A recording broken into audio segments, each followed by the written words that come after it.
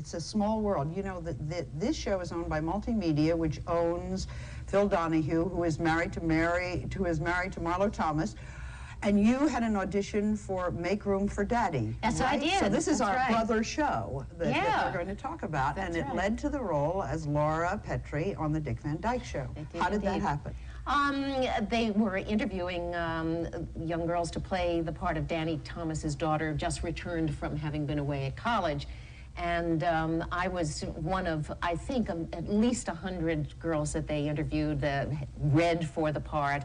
And they kept bringing us back in fewer and fewer numbers until it was down to just 2 girls, me and another young woman.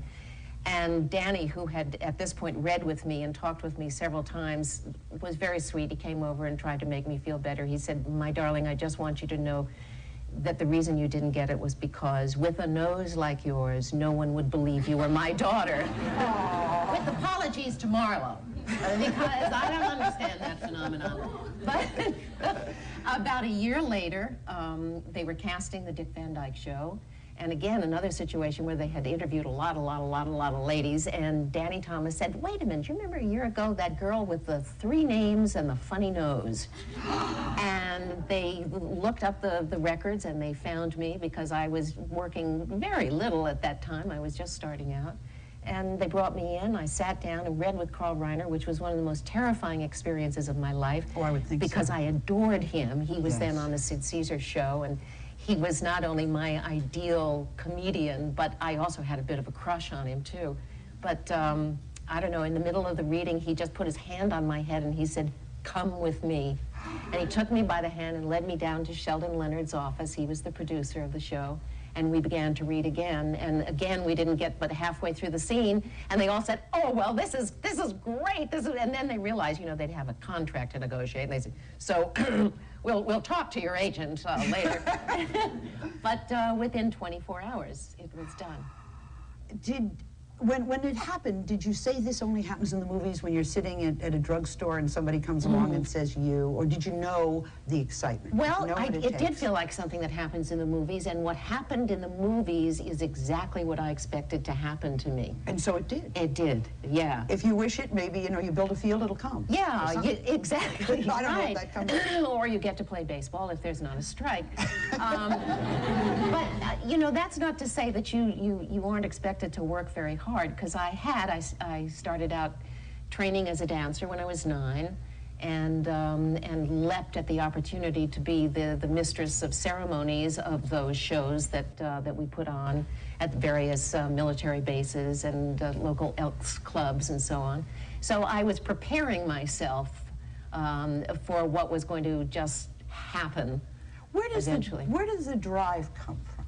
Are you born saying, "I'm going to be a star," or is there a mother who says, "My little kid is going to be a star"? Where does that come from? Oh, I guess it differs, and there are a lot of motivating factors. In my case, I think I was certainly born with a combination of genes that made me want to entertain, to perform, and it was from you. It wasn't. It was from me, but there was also, you know, there was an attention issue in my family. I think whether it existed or not, in my mind, I didn't feel I was getting quite enough attention.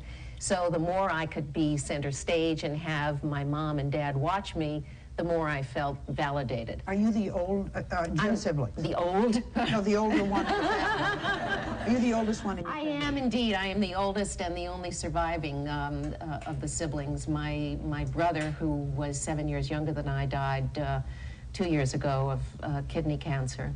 My baby sister, who literally was my baby sister because my mother and I were pregnant together. I when I was 19 and my mother when she was 40.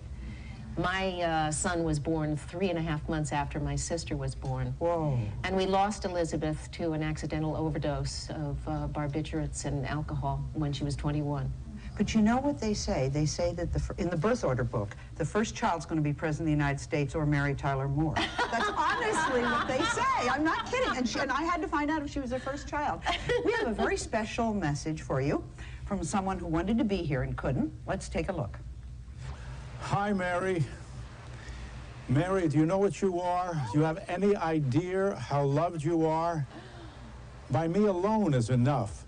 But beside myself and your husband And every man, woman, and child who's ever seen Laura Petrie, Mary Richards, even that evil person you played at the adoption agency, when they realized it was you, they said, my God, that's Mary? What a talent. Mary, I love you, and you've known it. You knew it because I told you that once lately when we did a retrospective. And my love for you continues to grow as you continue to grow as an artist. You're something. Oh.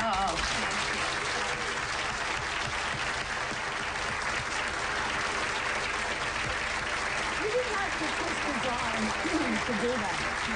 While you were on the Dick Van Dyke Show, every husband in America loved you and every wife idolized you. Did you ever have any idea how much people love you? No. It doesn't get inside here or in here? It certainly didn't. It has in the last couple of years as people will stop me if I'm walking down the street or in a store and say, you know, you really kept me company.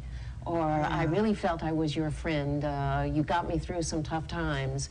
So in the last few years, I've certainly felt that and been grateful for it. I mean, I'd much rather have spent my life making friends than creating a kind of Chaos. adulation and chaos, right.